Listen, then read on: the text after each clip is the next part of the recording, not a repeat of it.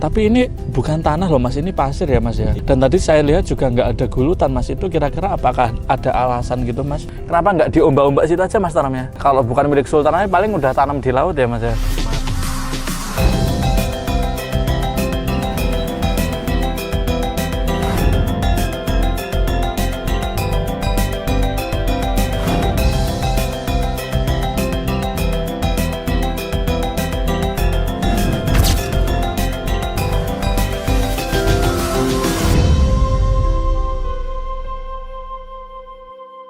Assalamualaikum warahmatullahi wabarakatuh. Bertemu lagi dengan saya Abror dan ini rekan seniman pertanian juga Mas Bambang. Di sini kita akan coba mengulik mengenai gimana cara budidaya di pesisir pantai. Kalau kita lihat perjalanan tadi, kita itu memang berada di 0 mdpl karena memang lahannya itu benar-benar di pesisir pantai.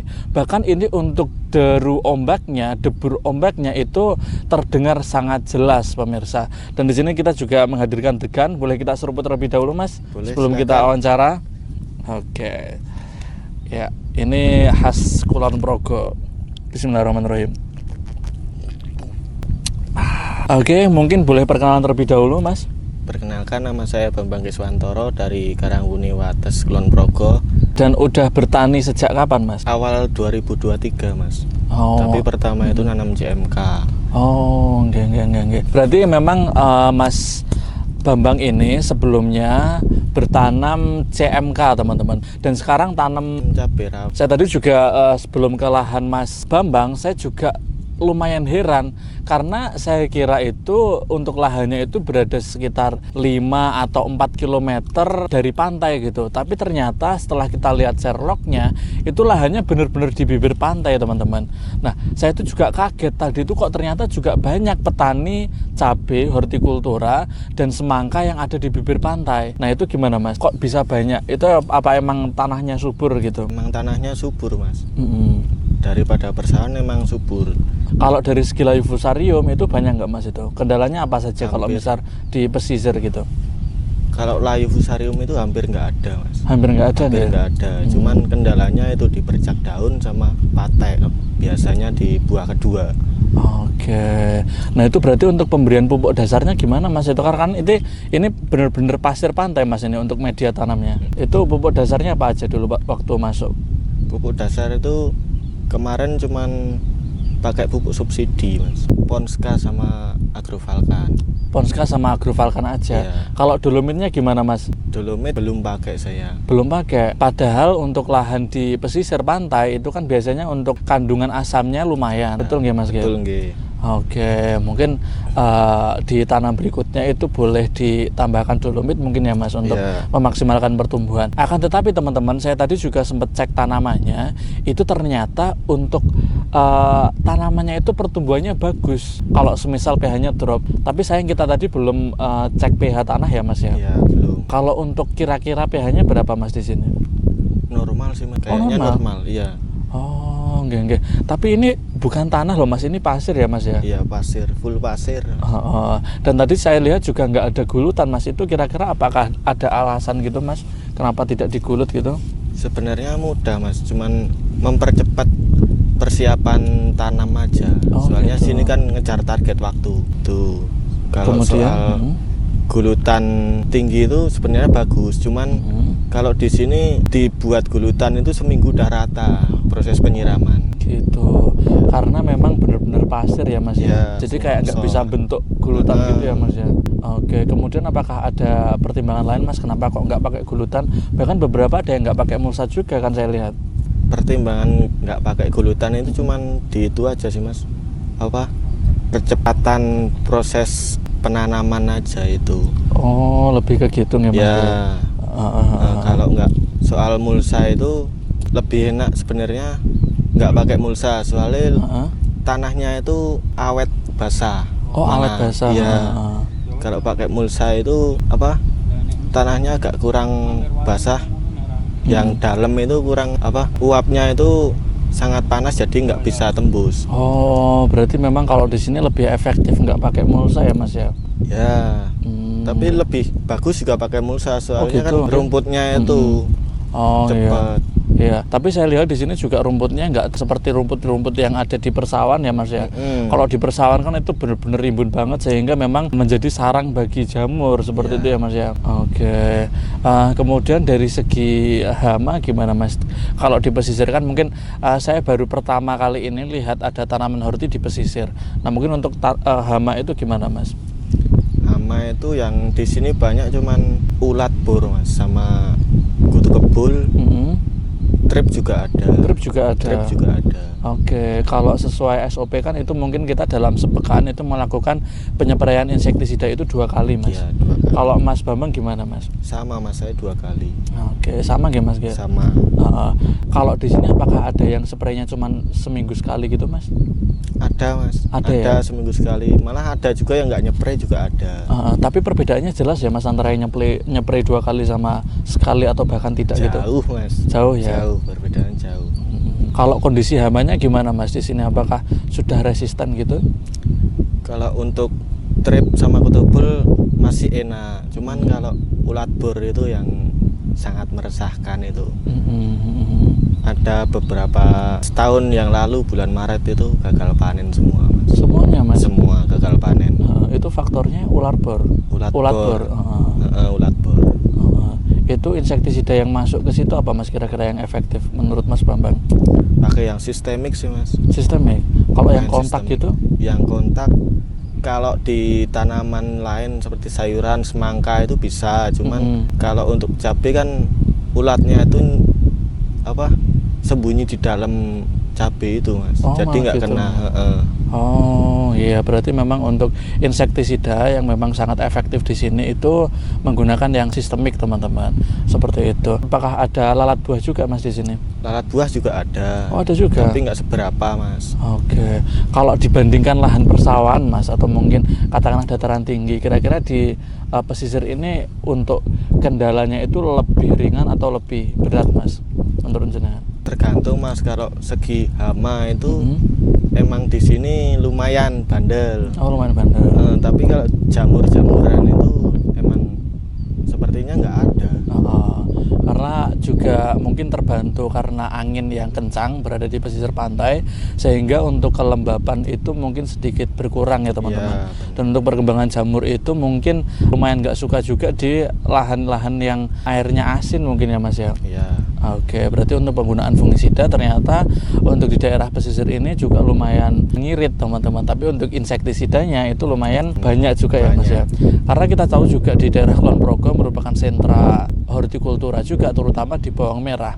Nah, sedangkan di bawang merah itu untuk penyepraian insektisida itu bahkan hampir tiap hari ya Mas ya. Iya, 2 hari sekali. 2 hari sekali ya Mas ya. 2 hari sekali sehingga di situ ada kemungkinan bahwa hama-hama yang ada di Kulon Progo itu termasuk ke resisten gitu. Sudah resisten. Tapi saya lihat Mas, itu tadi lahan jenengan dengan lahan sebelahnya jenengan itu tadi beda banget Mas. Karena lahan jenengan itu tadi full hijau, bahkan buahnya juga lumayan banyak. Tapi lahan yang samping jenengan itu tadi kok banyak yang gemini dan kerdil. Itu kira-kira perbedaan perawatannya di mana Mas itu? Mungkin saya cuman pakai ini sih Mas. Agrovalkan sama Premino aja sih. Oke. Cuman bedanya di situ ya Mas ya. Iya, rajin di itu. Oke, betul. Dan juga full sesuai dengan SOP Buku Sakti ya Mas? Iya, full SOP Buku Sakti Mas. Oke, tapi apa Mas yang paling membedakan di situ? Mungkin dari penjadwalan pengocoran atau spray itu apakah ada yang beda ya Mas? Perbedaannya cuma di ini Mas, penyepraian itu. Kalau yang di SOP kan pagi sama sore. Oke. Itu kendalanya cuma itu, tapi bisa disesuaikan lah, masih bisa kalau di sini. Gitu. Tapi kalau secara SOP kan mungkin di pesisir ini mungkin agak sedikit berbeda dengan lahan-lahan pada umumnya Mas. Itu kira-kira ada yang dimodifikasi nggak Mas dari SOP Buku Sakti? Maksudnya untuk penjadwalan spray atau kocor atau mungkin full semua Mas? Mungkin di kocornya itu Mas, soalnya kan kalau pasir itu langsung ke bawah, jadinya nutrisinya nggak full kemakan. Mungkin kalau di SOP itu 10 hari sekali, 20 hari 10 hari sekali, 15 hari sekali. Kalau saya itu seminggu sekali Mas. Malah seminggu sekali. Seminggu sekali. Untuk pengocoran nutrisi ya Mas? Ya, cuman dosisnya agak dikurangi. Mungkin setengah dosis yang dianjurkan gitu ya Mas ya. Karena memang seperti yang kita tahu ini itu nggak berbentuk gulutan, jadi tidak menyimpan nutrisi dalam tanah. Ya, Saya lihat tadi juga untuk pengairan juga lumayan boros ya Mas ya. sangat boros Mas. Itu berapa hari sekali Mas untuk penyiramannya itu mungkin? Penyiraman tiap pagi hari Mas. Tiap pagi hari. Tiap pagi hari. Sekitar jam berapa sampai jam berapa Mas itu? Jam 7 sampai jam 9, kadang jam 10. Tergantung kondisi, kalau cuaca panas banget gini ya 3 jam, kalau habis hujan itu cuman keratap-keratap 1,5 jam. Oh gitu. Nah iya Mas, ini kan nggak digulut, apa nggak samar kalau misal nanti kebanjiran, kalau misal hujan deras sampai berhari-hari gitu Mas? Di sini nggak ada banjir Mas, soalnya tanah pasir kan, jadi air itu langsung ke bawah. Langsung ke bawah. Langsung ya? ke bawah. Iya, berarti mungkin ada untungnya dan juga mungkin ada ruginya teman-teman, karena nutrisi itu dia tidak bisa mengendap di tanah sehingga akar itu nggak bisa menyerap cadangan nutrisi. Iya. Itu langsung ke bawah ya Mas ya. Iya, betul sekali. Betul sekali. Akan tetapi jikalau mungkin musim hujan ini itu dari serangan jamur itu lumayan lebih kondusif dan lebih aman ya Mas ya. Ya, lebih kondusif. Di jamur itu alhamdulillah lumayan lah. Lebih ngirit ya. Oke. Berarti untuk semua pupuk, semua nutrisi Mas Bambang ini full yang ada di SOP ya Mas, termasuk Trico Sniper juga mungkin. Full Mas, full SOP Suku Sakti.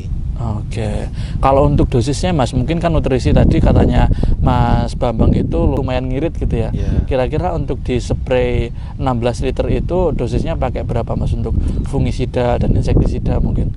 Kalau untuk spray sama Mas, yang kalau spray beda sama. cuman di mupuknya itu ngocornya. Oh, di pengocorannya. Iya. Kalau kocornya pakai yang 20 liter apa 16 literan Mas? Yang 20 liter Mas. 20 liter. Nah, mungkin untuk nutrisinya boleh di-spill pakai apa aja Mas itu? Nutrisinya itu sama, saya pakai Premino, Heeh. terus Agrovalkan, Mordenvol, sama Vitaron. sama Vitaron. Kemudian untuk NPK-nya itu dikocorkan juga nggak Mas? NPK dikocorkan. NPK-nya pakai NPK apa Mas kalau boleh tahu? NPK Yaramut. Yaramila. Iya. Oh, Yaramila. Nah, itu untuk nutrisi kan tadi katanya kita pakai setengah dosis. Nah, itu kira-kira dalam satu tangki katakanlah untuk Agrovalkannya itu pakai berapa tutup Mas itu? Saya pakai 2 tutup Mas. 2 tutup Dua untuk tutup. 20 liter air Iya, 20 liter air. Oke, berarti sangat hemat banget ya Mas ya. Kemudian untuk NPK-nya Mas pakai katakanlah berapa gram per tangkinya, atau mungkin pakai drum yang 200 literan? NPK-nya cuman Mas 2 genggam segini. 2 genggam. Kadang 1 genggam. 1 genggam itu untuk satu tangki ya Mas ya. 1 tangki. Oh, berarti mungkin sangat-sangat hemat ya Mas Sangat ya. hemat Mas. Tapi untuk repetisasinya atau pengulangannya itu lumayan jaraknya nggak terlalu lama gitu ya Mas ya. Nah mungkin Mas, karena kita itu berada di lahan yang pesisir ya Mas ya, dan tadi juga di pesisir itu kendalanya di air karena dia langsung masuk ke dalam bumi ya Mas ya.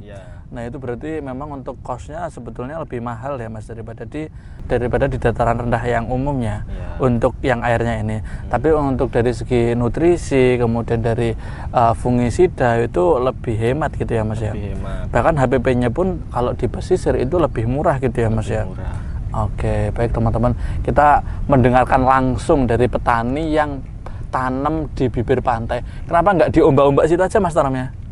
Ini lahan milik Mas Gubernur. Oh, milik Sultan ya Mas ya? Iya, milik Sultan. Oke, kalau bukan milik Sultan aja paling udah tanam di laut ya Mas ya? Malah langsung kemungkinan buka lahan baru.